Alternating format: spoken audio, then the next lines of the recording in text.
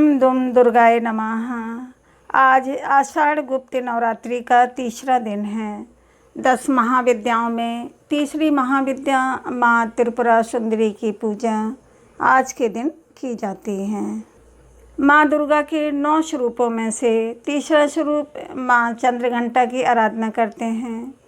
तो आज की वीडियो में आप सुनेंगे माँ त्रिपुरा सुंदरी और माँ चंद्रघंटा की कथा और पूजा विधि। सबसे पहले सुनते हैं त्रिपुरा सुंदरी माता की कथा। 10 महाविद्याओं में से तीसरी महाविद्या मानी जाती हैं त्रिपुरा सुंदरी माता, और देवी त्रिपुरा सुंदरी को तंत्र साधना की देवी कहते हैं। तीनों लोकों में सबसे सुंदर होने के कारण इस देवी को त्रिपुरा सुंदरी कहा जाता है। साधु संत और तांत्रिक अपनी साधना सिद्ध करने के लिए माँ त्रिपुरा सुंदरी की ही उपासना करते हैं।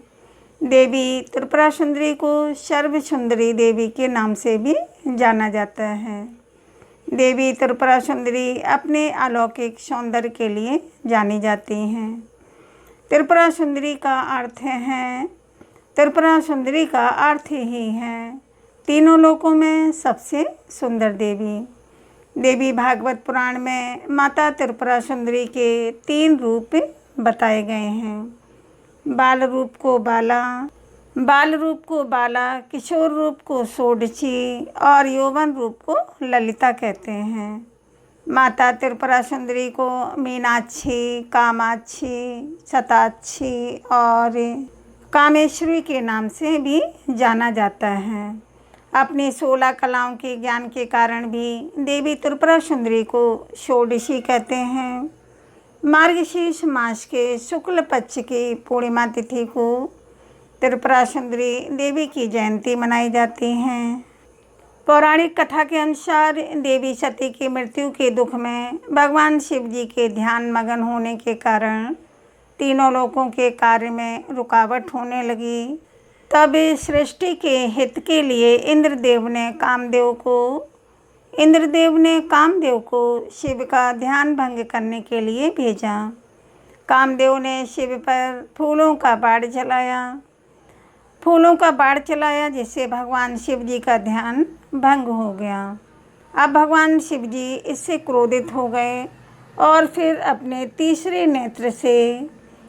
नेत्र से कामदेव को भस्म कर दिया। उसी दौरान शिव जी के एक गढ़ ने कामदेव की भस्म से पुरुष आकृति की मूर्ति बनाई और उस आकृति का नाम दिया भाड़। शिव जी के क्रोध से बने होने के कारण भाड़ में राक्षसों के गुण थे। भाड़ासुर ने अपनी राक्षसी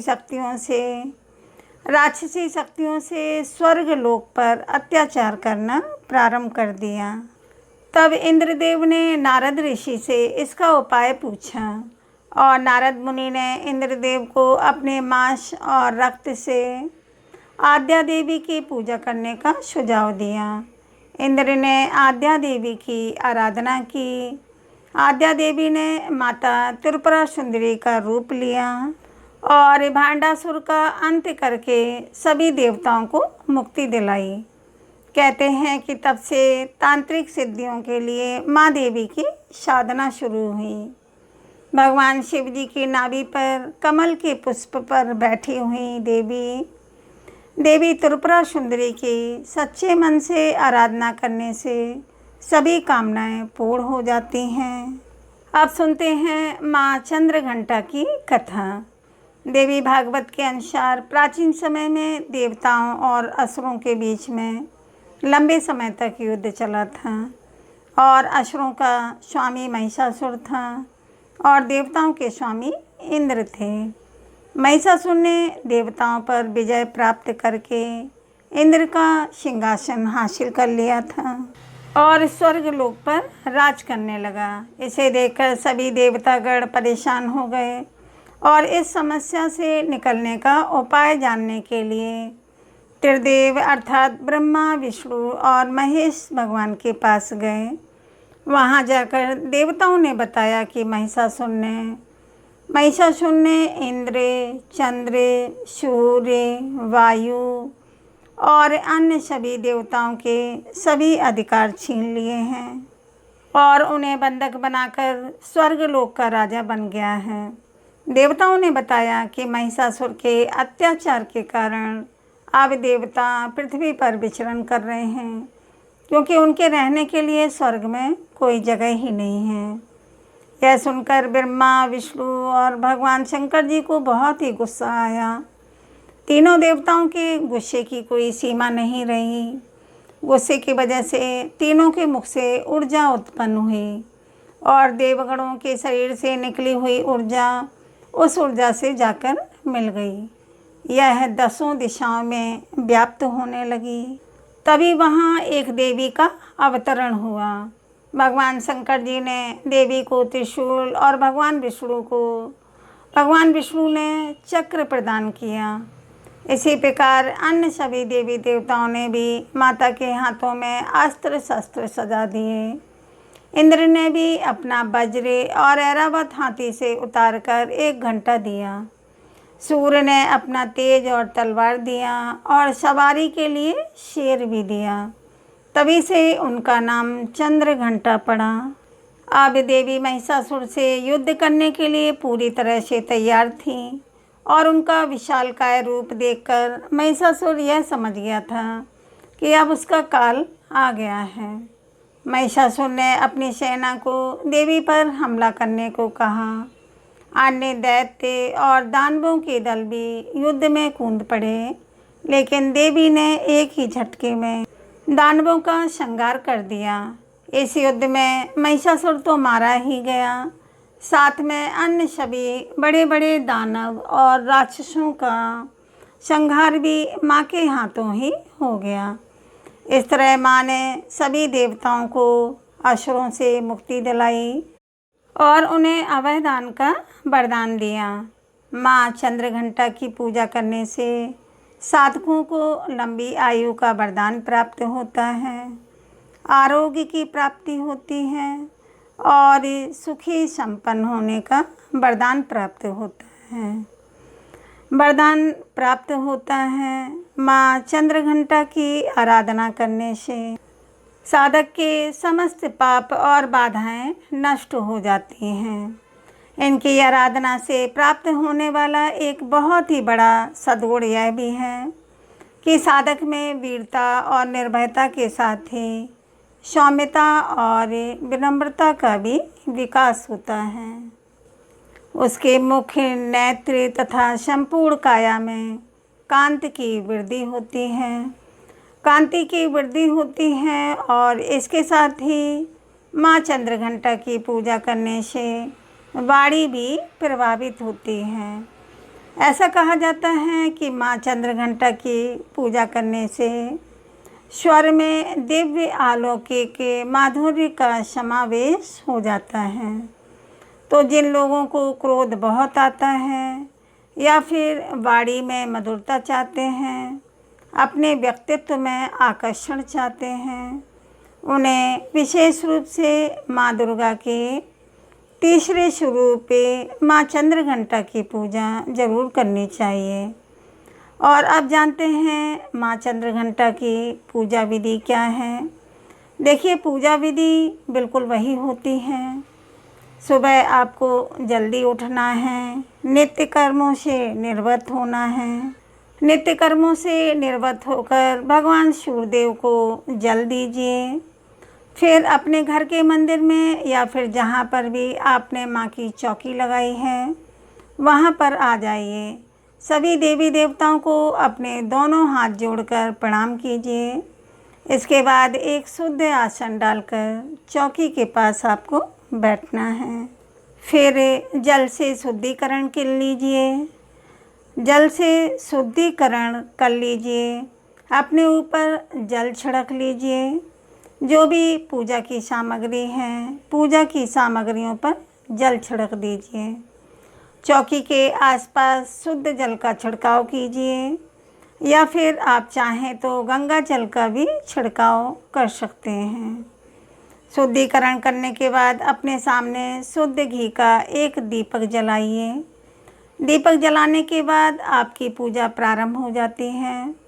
सबसे पहले भगवान गणेश जी का पूजन करना है। पंचोपचार विधि से धूप, दीप, अक्षत, पुष्प और भोग थोड़ा सा लगा दीजिए और फिर इसी प्रकार से कलश देवता का पूजन करना है। अगर आपने नवग्रह मंडल स्थापित किया है चौकी पर तो उनकी भी पूजा इसी प्रकार से पंचोपचार विधि से की जाएगी। और इसके साथ ही अगर आप षोडश मातृका भी चौकी पर बनाकर पूजा कर रहे हैं तो उनकी भी पंचोपचार विधि से आपको पूजन करना है। और अगर आपने ज्वारे बो सके हैं, अगर आपने ज्वारे बो रखे हैं तो जवारों पर भी आपको अक्षत, पुष्प, धूप, दीप इत्यादि अर्पित कर देना है। तो बस पंचोपचार विधि से सभी देवी देवताओं को आप धूप दीप दिखाकर पूजन कर लीजिए। इसके बाद माँ भगवती दुर्गा की पूजा प्रारंभ होगी। तो जैसे आज नवरात्रि का तीसरा दिन है, मतलब माँ चंद्रघंटा की हमें पूजा करनी है, तो सबसे पहले माँ चंद्रघंटा का ध्यान करना है। अगर आपके पास माँ चंद्रघंटा की मूर्ति या फिर फ़ोटो है तो आप उनकी पूजा कर सकते हैं। अगर ऐसा नहीं है तो माँ दुर्गा की जो भी प्रतिमा है, हम अपने घर में जो मूर्ति स्थापित करते हैं उन्हीं का स्वरूप सभी देवियाँ हैं, उन्हीं में हम सबका ध्यान करते हैं। अपने हाथ में पुष्प लेकर माँ चंद्रघंटा के स्वरूप का ध्यान कीजिए। देखिए, देवी चंद्रघंटा का स्वरूप परम शांतिदायक है और कल्याणकारी हैं।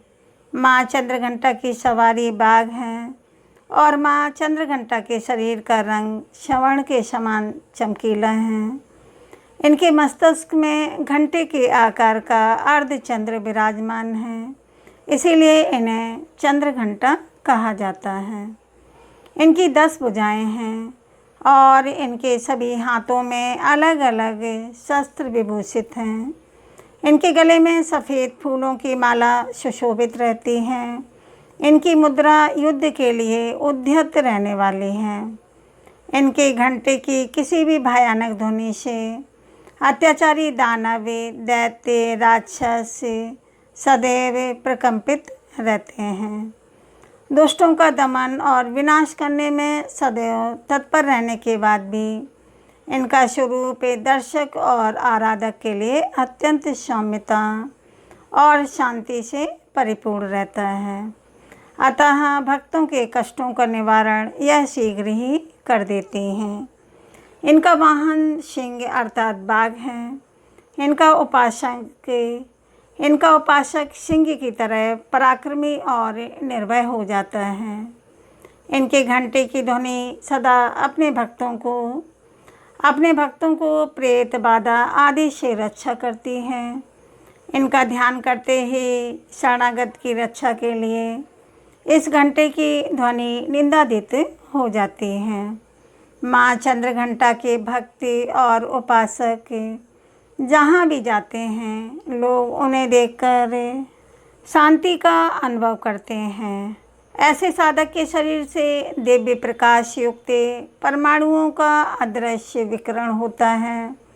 माँ चंद्रघंटा के इसी स्वरूप का आपको ध्यान करना है। माँ चंद्रघंटा का ध्यान करके आपके हाथ में जो पुष्प हैं माँ के चरणों में अर्पित कर दीजिए। इसके बाद धूप, दीप, अक्षत, पुष्प इत्यादि सभी चीज़ें एक एक करके माँ चंद्रघंटा का ध्यान करके माँ के पास अर्पित कर दीजिए। माँ चंद्रघंटा का प्रिय पुष्प हैं कमल का पुष्प और पीले गुलाब का पुष्प, शंख पुष्पी का पुष्प और सबसे ज़्यादा प्रिय है माँ को चमेली का पुष्प। तो आज के दिन माँ को अगर चमेली के पुष्पों की माला अर्पित की जाती है तो हर प्रकार की कामना आपकी पूर्ण हो जाती है। तो नवरात्रि में माता रानी को केले का फल या फिर कोई भी फल हो माँ को अवश्य अर्पित कीजिए। आज के दिन हमें किस रंग के वस्त्र धारण करके माँ की पूजा करनी चाहिए? तो माँ का प्रिय रंग है भूरा और सुनहरा। तो जो भी सामग्री आपके पास उपलब्ध है उससे विधि विधान से माँ दुर्गा की पूजा करें। माँ अत्यंत प्रसन्न होती हैं और भक्तों की मनोवांछित कामना को पूर्ण करती हैं। प्रेम से सभी लोग बोलो जय माता दी, बोलो शेरा वाली मैया की जय। उम्मीद करती हूँ कथा आपको पसंद आई होगी। अच्छी लगी हो तो वीडियो को लाइक कीजिए, शेयर कीजिए और चैनल पर पहली बार आए हैं तो चैनल को सब्सक्राइब करके बेल आइकन को ज़रूर प्रेस कर लीजिए। अब मिलते हैं अगले वीडियो में, तब तक के लिए दोस्तों राधे राधे।